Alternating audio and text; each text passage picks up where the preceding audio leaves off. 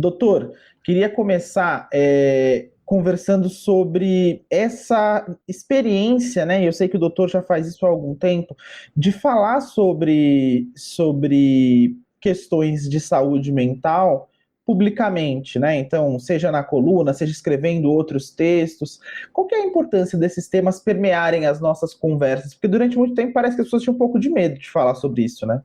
Preconceito, né? O maior inimigo da mente saudável, da saúde mental, é o preconceito, né? As pessoas acham que psiquiatra é médico de louco, que se você está indo fazer uma psicoterapia é porque você tem algum tipo de fraqueza. Enfim, a gente tem muito preconceito. E quanto mais os famosos declaram publicamente que tiveram dificuldade emocional, mais as pessoas vão vendo que isso pertence à constelação de ser humano, né? Quem está vivo tem problema.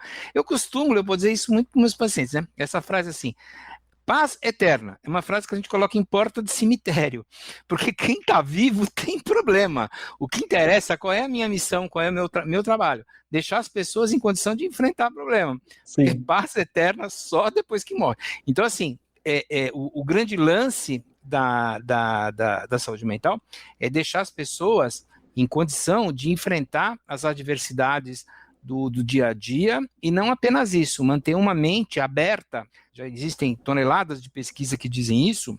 Quando a pessoa tem uma abertura para a vida, quando ela não apenas aprende, mas, se possível, se diverte com as diversas lições que a vida nos reserva, e, portanto, eu devo encarar os desafios, né, as dificuldades como desafios, como oportunidades para aprendizado, mais eu vou crescer e mais resiliente eu fico, mais resistente eu fico. Porque conforme as dificuldades vão aparecendo, é aquele ditado popular, né? O que não me mata, me engorda, né? Então, assim, o que não me derruba, me fortalece, né? Então, eu vou ganhando um arsenal de experiências na vida para enfrentar adversidades, Leopoldo. Agora, doutor, quando a gente fala de resistência ou de resiliência, em alguma medida, essas palavras também não podem servir para algumas pessoas para glamorizar um pouco do sofrimento? Então, não, eu sofro e continuo sofrendo, mas é porque eu sou resiliente, porque eu sou resistente. E aí a pessoa normaliza relações abusivas, comportamentos ruins, situações que poderia não normalizar, não viver, inclusive. Claro. Então, assim, quando você fala em pessoa resistente ou resiliente, o que você lembra, né? Daquele soldado tipo Rambo, que está enfrentando as dificuldades, né? E com uma faca na boca, e ele enfrenta a selva, ele enfrenta inimigo. Nada disso, nada disso, né? Na verdade, a pessoa que é resiliente, ela tem a capacidade de gerenciar as suas energias, né? A sua disponibilidade de energia emocional, de energia física, enfim, né? Então, assim, requer sabedoria, não requer uma coragem cega de enfrentamento, não é nada disso. É uma coragem que inclui nessa coragem a necessidade de ter ajuda, né? Você pede ajuda para aprender a dirigir, você pede ajuda para aprender matemática, você pede ajuda, né, para aprender várias coisas, e você pode e deve pedir ajuda quando você tiver questões emocionais que não estão bem transadas, que você vai precisar de um apoio externo. Qual o problema? Então, assim, ser resiliente é um termo, na verdade, que ele vem da física, né? Então, significa que você não quebra com o problema, significa que você tem uma flexibilidade para enfrentar as adversidades, né? Eu costumo dizer que não tem nada pior que brigar com onda do mar. Você tem que aprender a surfar, porque se você for brigar com a onda, você vai cair, você vai quebrar, você vai se machucar. Mas se você aprender a surfar, se você aprender a como passar pelas diversas situações, você vai se dar bem. E isso é um dos primeiros pontos da resiliência, né? Então, a pessoa resiliente, em primeiro lugar, ela nunca se engana. Tem um palestrista famoso nos Estados Unidos que ele resistiu à prisão de guerra no Vietnã. Ele sofreu horrores na mão lá do pessoal do Vietnã. E ele faz observações importantes com a experiência concreta de vida dele. Ele viu que as pessoas que negavam a situação falavam, não, olha, daqui 2 meses é Natal, vai chegar a tropa aí, vai chegar a cavalaria que vai nos ajudar. A maioria dessas pessoas morreu elas não resistiram. Então, a pessoa assim que era mais resiliente, a primeira coisa ela falava, não, é feio, vai demorar e eu vou encarar isso da melhor maneira possível. Não vai ter solução mágica, não vai cair do céu, vai requerer uma certa dose de esforço minha. E nessa dose de esforço, Leopoldo, só completar, que é bem importante, é o seguinte, a gente não pode cair na mania brasileira, muito brasileira, de querer dar grandes saltos. Todo mundo é capaz de comer um elefante desde picote, né? Corte em pedacinho. A mesma coisa os problemas. Se você encara tudo de uma vez, o que é um desafio se torna um problema incapacitante. Você fala, eu não vou dar conta disso aqui, né? Mas se você divide em pequenos pedaços, em pequenos passos, a grande pergunta que eu sugiro que as pessoas façam é: que pequeno passo eu posso dar para enfrentar isso, né? Esse pequeno passo, ele anula as áreas do cérebro responsáveis por alarme e estimula a região do córtex pré-frontal, que é essa região que fica em cima aqui das sobrancelhas, que adora curiosidade, adora quebra-cabeça, né? Então, na medida em que você transforma uma dificuldade em pequenos desafios, você estimula as áreas cerebrais que adoram quebra-cabeça, que adoram resolver pequenos problemas. Né? Então são 3 coisas: nunca negar, encarar que aquilo pode demorar, que vai requerer tempo e que esse tempo deve ser gasto em pequenos passos que progressivamente você vai lidando, né? Despertando a capacidade criativa que todos nós temos, Leopoldo. Agora, doutor, quando a gente fala um pouco sobre a resiliência e a resistência, para algumas pessoas, o senhor acha que parece que as vitórias elas têm um valor maior quando elas são acompanhadas de um caminho de sofrimento, né? Estava prestando um pouco de atenção na narrativa, por exemplo, dos atletas olímpicos, né? E muitos deles vindos de muita luta e etc., né? Até chegar ali a uma medalha olímpica, brasileiros e não brasileiros, né? As pessoas sempre contam as suas histórias partindo desse ponto de vista. Parece que a conquista que é conquistada com base no sofrimento, ela vale mais do que da que vem, eventualmente, de forma mais simples, mais natural, mais fluida. E isso não pode nos deixar um pouco mais viciados em sofrimento? Deixa, se a gente apelar aqui lembra do Jung, né? Ele foi um psiquiatra que lançou uma forma de análise, né? Ele estudou inconsciente coletivo e ele descrevia uma coisa que chama jornada do herói. A jornada do herói é exatamente isso: o indivíduo com muita dificuldade, ele consegue atingir alguma coisa. Parece que a gente, se não tiver muita dificuldade, não vale, né? Não é bem assim, não. A sabedoria está em saber aproveitar da melhor maneira possível o que está acontecendo, né? Então não precisa sofrer para valer, né? Não precisa sofrer para ter validade, não precisa sofrer para você valorizar. Pelo contrário, a sabedoria está exatamente você sofrer o menos possível para atingir as suas coisas. Tem que quebrar esse paradigma, tem que quebrar essa noção que é falsa de que só sofrendo é que tem validade. Na verdade, a gente pode treinar esse tipo de coisa enfocando, não botando foco, né? Olhando, não para a dificuldade, mas para a criatividade. A criatividade pode ser uma coisa lúdica, pode ser uma coisa muito divertida, né? Então você tira o olho do sofrimento e passa a olhar para o divertimento, você passa a olhar para a criatividade, né? Então, assim, como é que eu posso me aprimorar na criatividade? Eu acho muito interessante como as pessoas muitas vezes preferem livros, né, de autoajuda. Os livros de autoajuda refletem muito a época que a gente está vivendo.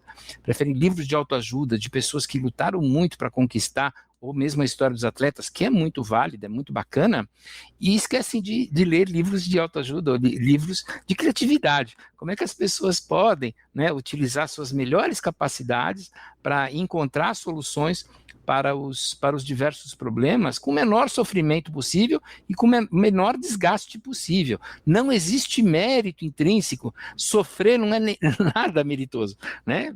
Você pode conquistar, e isso tem mérito mesmo sem sofrimento, porque você usou uma outra virtude humana chamada criatividade, chamada curiosidade, né? Você você tem que, a primeira coisa é desenvolver uma abertura para novos conhecimentos, né?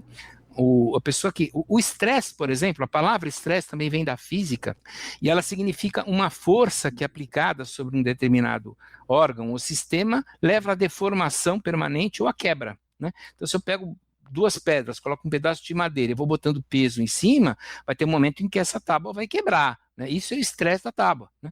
Então, assim, isso não tem validade nenhuma, eu quero ser flexível. E isso também é muito da nossa cultura, né? A cultura ocidental, ela valoriza muito essa coisa do heroísmo forte, da pancada frente a frente. Os orientais, muitas vezes, não.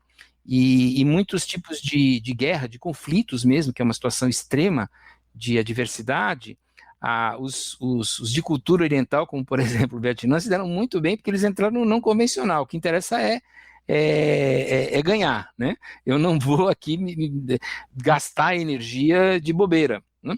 E eu lembro de uma história que, aquela coisa, né? Se não é vera, é muito bem trovata, se não é verdade, foi muito bem contada. Diz que na Segunda Guerra Mundial, eles foram pesquisar por que tantos soldados norte-americanos morriam nos campos de concentração, ao contrário de soldados, por exemplo, da Turquia ou de outros países que sobreviviam muito mais. E quando eles foram ver o que estava acontecendo, é o seguinte: os alemães, na época, né, os nazistas humilhavam os prisioneiros, né? Eles chegavam assim e falavam: agora vocês vão falar Heil Hitler, né? Os americanos: não, eu prefiro morrer pela pátria, mas eu não falo Heil Hitler, né? Ah, tá bom, você quer morrer, não seja por isso. Metralhava os caras. E já de outros países, né, com sabedoria de resiliência, de saber resistir, falavam Heil Hitler, Heil mãe da Hitler, Heil avó. Cara, saúda todo mundo, eu quero estar vivo para estar em forma amanhã para continuar guerreando, para continuar minha missão, que é combater o inimigo. Então eles ensinaram, né, tinham que ensinar os soldados que esse heroísmo é um heroísmo cego. E a gente faz muito desse heroísmo no nosso dia a dia, não precisa estar em guerra, né? A gente enfrenta as coisas com tal violência, com tal força, que esquece de preservar as energias para utilizar com criatividade para achar novas soluções. O mundo só evolui, basicamente, né, o Milor Fernandes dizia isso, a base da evolução é porque o ser humano é vagabundo, ele não quer gastar energia, né? Então ele acha os melhores atalhos possíveis, né? Ele acha as maneiras mais criativas de resolver os seus diversos problemas. Então, nesse sentido, por favor, seja um vagabundo. Tenta achar a solução mais criativa para que você se desgaste o menos possível, Leopoldo. Porque acontece muito. Que é isso mesmo. Por que acontece muito, doutor? Parece que, e aí eu sei, e o doutor vai saber explicar um impulso cerebral que acho que é mais forte em umas pessoas do que em outras, mas é da gente ser absolutamente reativo a tudo, né? Então, parece que a gente está sempre pronto para o combate, né? Então, surge uma adversidade, você pensa muito como enfrentar, ao invés de como contornar, talvez. Não sei se é essa a analogia mais correta, mas a impressão que eu tenho é que algumas pessoas têm uma dificuldade naqueles 3 segundos depois do fato para pensar como que eu vou agir com criatividade. Ela vai direto, né? Vai com o pé no peito. E muitas vezes gera um desgaste, é isso que o doutor falou, é um heroísmo que não funciona, porque você vai lá, não, é isso, eu acho, eu tô certo. De repente você tá até com a razão, mas você vai se desgastar e não vai chegar no resultado que você queria, que é vencer esse inimigo, né? Exatamente. Então, nós temos vários sistemas no nosso organismo que detectam o que está acontecendo e dão uma resposta. Por exemplo, eu tenho um sistema que verifica se eu estou hidratado. Se eu estiver desidratado, ou se a minha boca estiver seca, eu vou ter uma sensação subjetiva que chama sede, e a boca fica seca, aí eu bebo água. Ou se eu entro num lugar que a temperatura está baixa, eu tenho uma sensação subjetiva que eu chamo de frio, meu corpo, né, se tranca, aí eu ponho uma blusa. Ou ao contrário, eu entro num lugar que a temperatura está alta, eu tenho uma sensação subjetiva que eu chamo de calor, né, e aí eu ligo o ar, ligo o ventilador. E eu tenho uma região que predomina no cérebro que chama sistema de resposta a ameaças, né? Esse é um sistema que, como o nome está dizendo, tem que existir. Se eu estou passando numa rua, vejo uma figura tenebrosa, vaza, eu não vou ficar lá elocubrando, né? Ele percebe uma ameaça e toma uma atitude, como você usou o termo, né, reativa. Eu pulo rapidamente, né? Tem que existir. E esse é um mecanismo que vem de fábrica, né? A gente chama de memória fisiológica. O nosso cérebro é muito semelhante a um computador, não um computador físico, mas um modo de funcionamento. Você já nasce com algumas respostas prontas, né?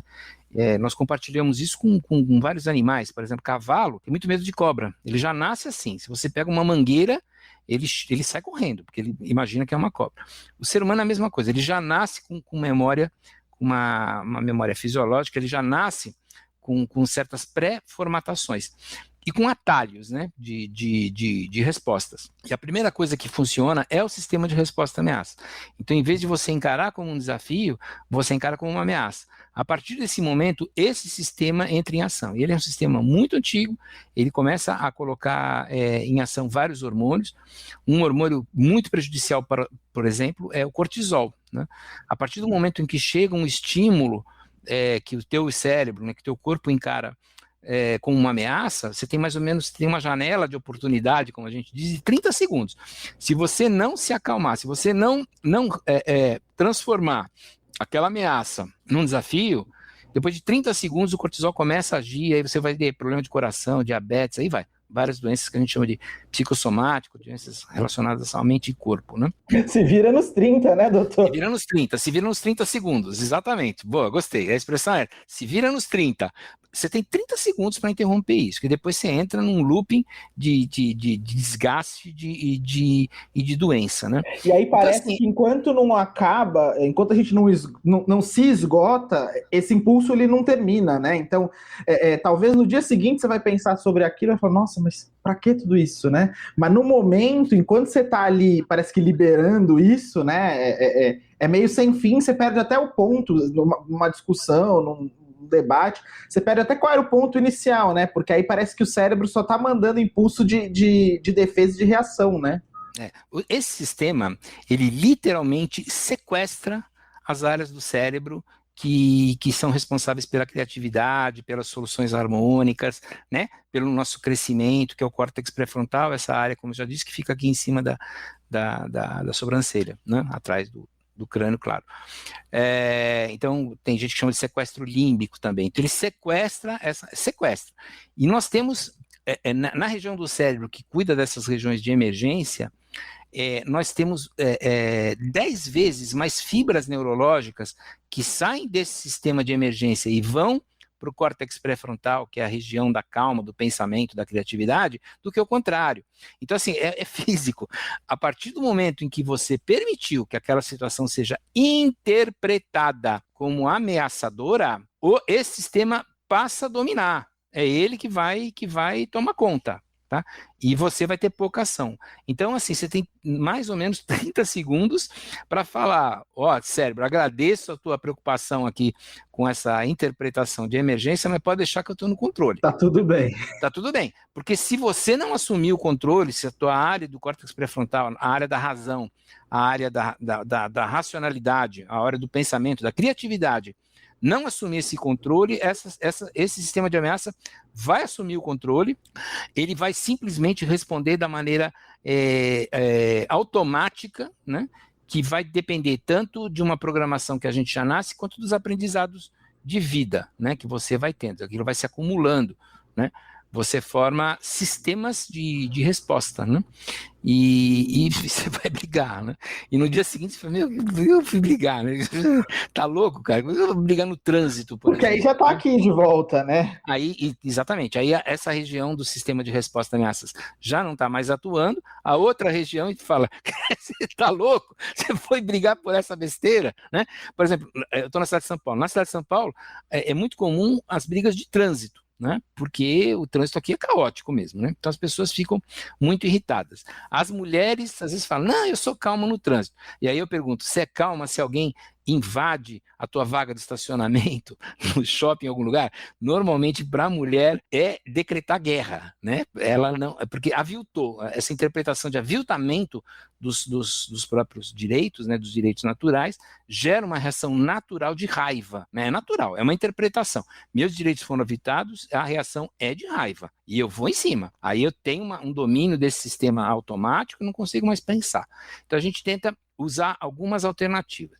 Existem alternativas medicamentosas, se a coisa for muito, muito brava, né? Você tem que entrar com medicamentos, que podem ser medicamentos alopáticos, medicamentos naturais, homeopatia, fitoterapia, eu uso muito, ou técnicas comportamentais. Por exemplo, eu tenho pacientes que são muito, muito agressivos no trânsito, eu falo, olha, então, quanto tempo você fica no trânsito? Eu fico, vou chutar, 1 hora para ir, 1 hora para voltar para casa. Tá bom. Então, nesse período de volta, você vai se colocar um desafio. O desafio é coisa do córtex pré-frontal. Adora desafios, brincadeiras. É uma brincadeira. Você vai achar 3 oportunidades de ser gentil no trânsito.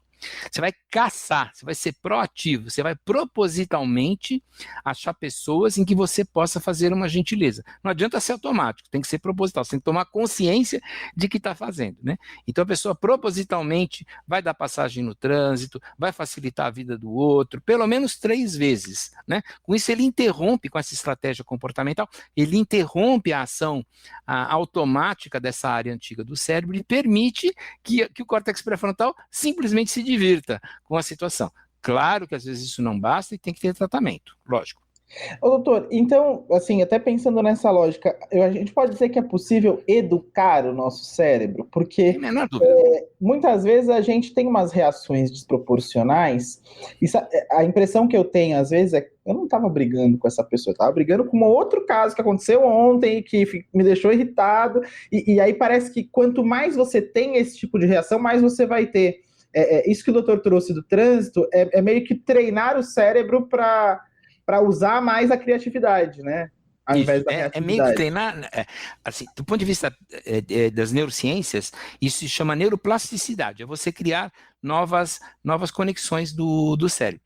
Imagina, por exemplo, que você tem lá uma montanha, né, uma montanhazinha, e tem lá um riacho, né? E todo mundo vai, mas esse riacho sempre esteve aqui. Na verdade, não.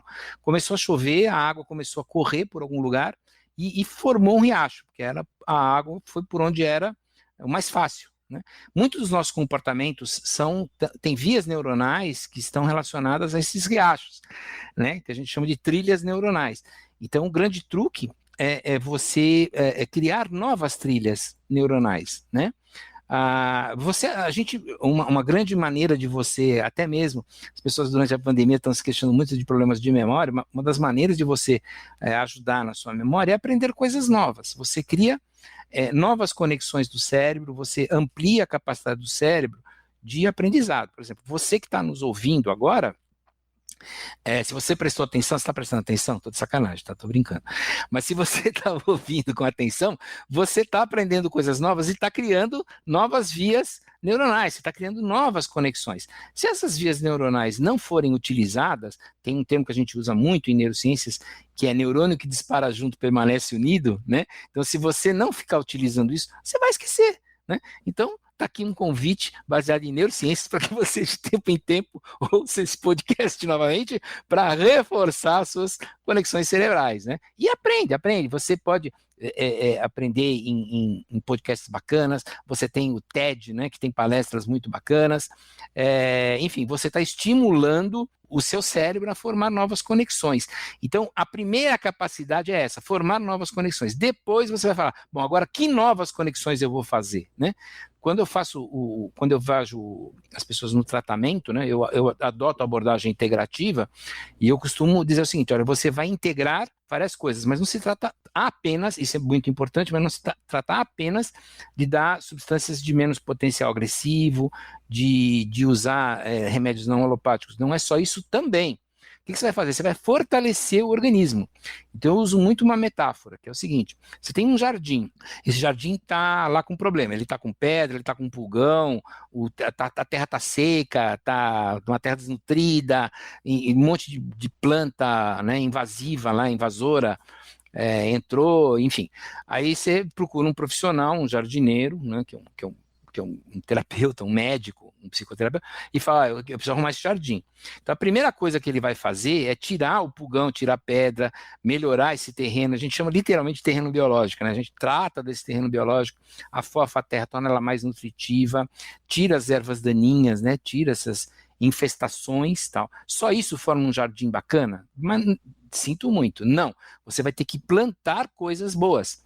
E esse plantar coisas boas requer essa capacidade de neuroplasticidade, requer essa capacidade de você ter abertura para a vida, requer a capacidade de você olhar as coisas e, na medida do possível, transformar de problema em desafio, né? Aí você está formando um jardim muito bacana que a gente comumente chama de saúde. Eu queria falar um pouco sobre a coisa do otimismo. Tem um livro que eu gosto muito, que é Cândido, ou Otimismo, do Voltaire, que talvez seja um dos primeiros livros que trouxe, né, esse conceito de otimismo até meio cego, né, para a literatura, né? Então, para quem não conhece esse livro, aliás, eu recomendo muito.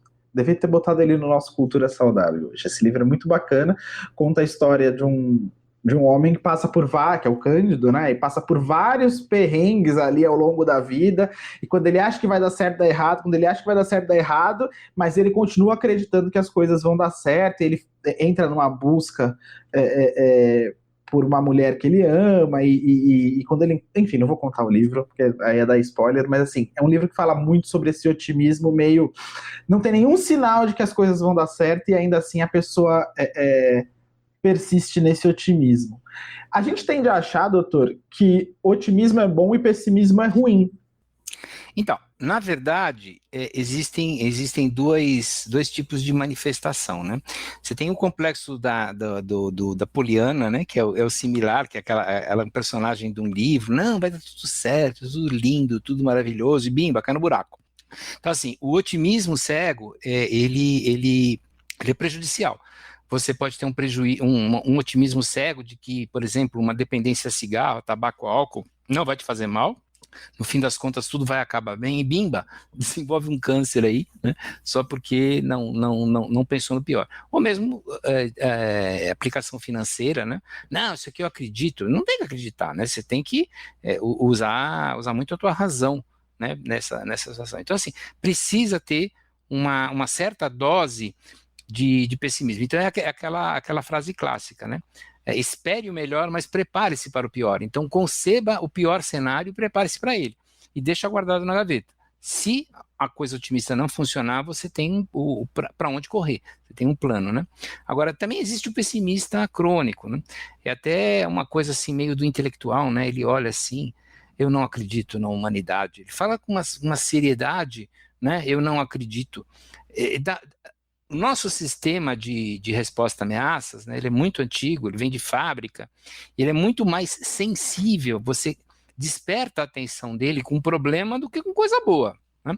Então, se você falar, nossa, olha que sol bonito, você vai conquistar 4 likes lá na rede social, 5 likes. Né? Se você falar, acabou, a casa caiu, começa assim, a casa caiu, 20. Né? Porque, assim, você sequestra a atenção, você sequestra, anula a criatividade. Então, assim, nós somos formatados para procurar coisa ruim, né? Nós somos formatados para isso. Então, assim, existem os dois extremos. Ou você anula qualquer possibilidade de coisa ruim, que seria um otimismo cego, bobo, ou você fica preso a um pessimismo crônico. Né? Existem até transtornos psiquiátricos que esse pessimismo faz parte, ele é um pouco primo da depressão. Né? Então, assim, você tem que ficar no meio termo. Mas sempre, sempre, sempre, o que vai chamar a atenção vai ser o problema, vai ser o perigo. Né? É uma memória fisiológica que a gente traz, a gente já traz de fábrica isso. Para pessoas que sofrem de transtorno de ansiedade generalizada, que é uma preocupação crônica, uma preocupação, né, ou mesmo transtorno de pânico, eu faço uma prescrição, eu escrevo num papel e assino, tá?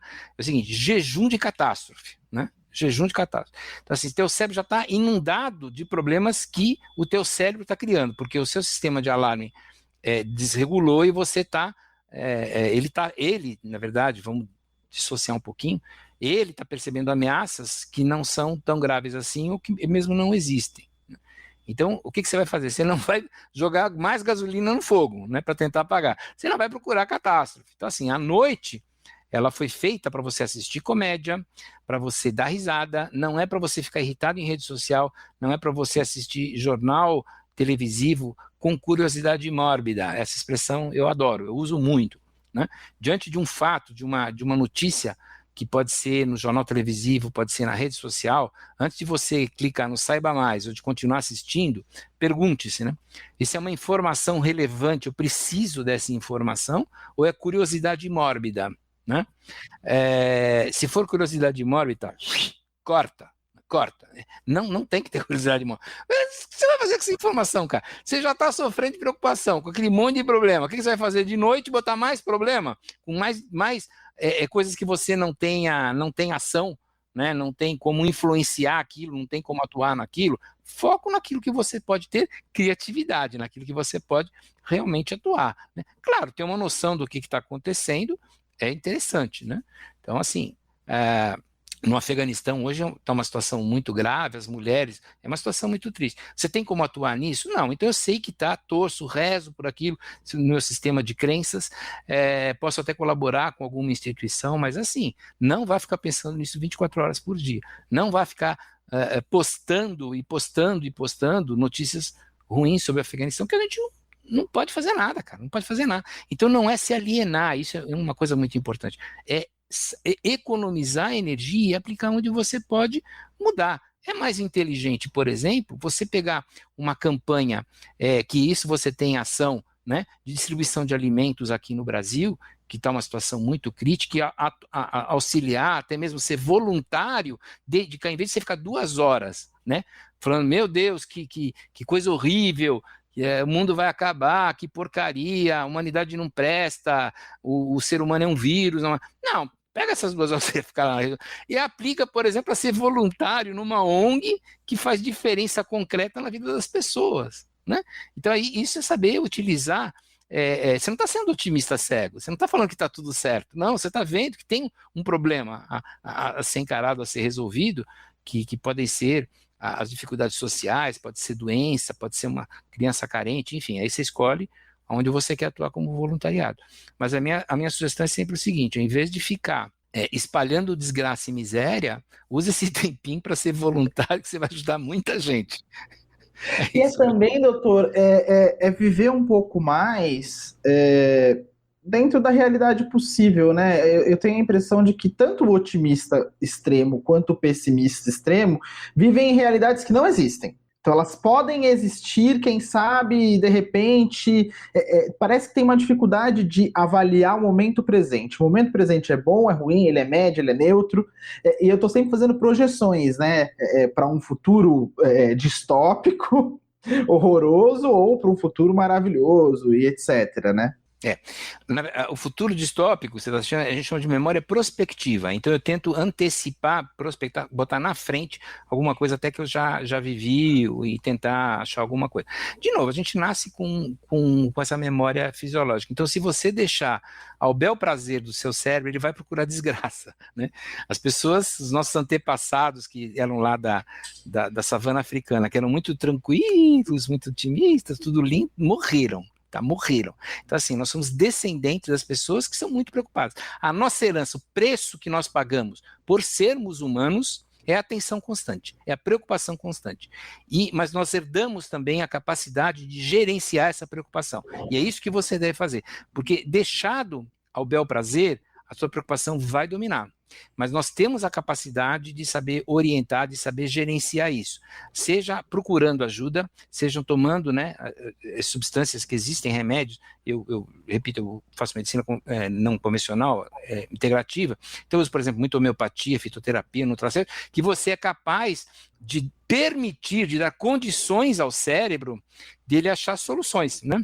E mais uma vez, não tem nada que ter vergonha de usar isso. Se eu tirar esse óculos, olha, lamento, eu não vou ver nada, zero.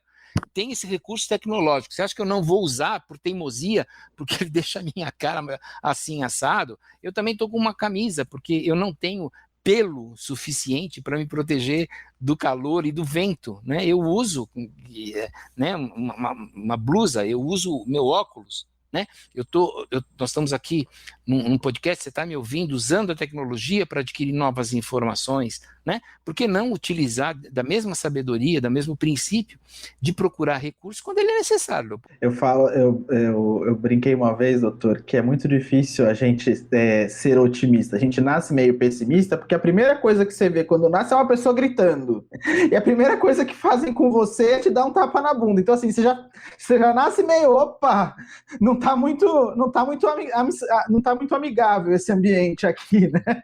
Falei, isso já te assina um sinal de alerta, assim. Tem uma moça gritando, esse outro aqui me deu um tapa. A pessoa já nasce chorando. Eu falo que o contexto parece que é sempre já nos prepara para o que vem aí, né? Você tem duas coisas, né? Isso é bem interessante, Leopoldo. Você tem o contexto e você tem a memória fisiológica. Você tem aquilo que a gente já nasce, né? Então você tem o contexto que a gente já nasce, não apenas no momento do parto, você já nasce numa civilização, numa cultura que é propensa a valorizar problema, né? Ela é até meio chique você ser um cara preocupado, né? Né?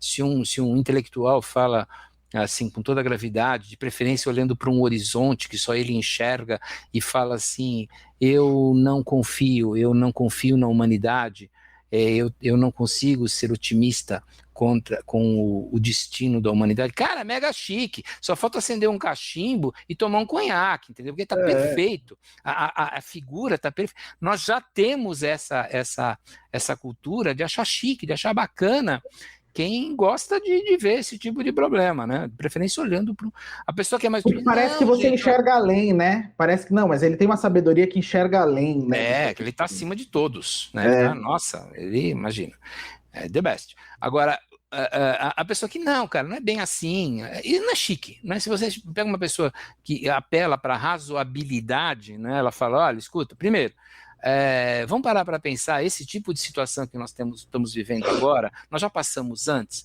Como você vai ver, nós já passamos, a humanidade já passou por crises e crises e crises, e a coisa foi superada.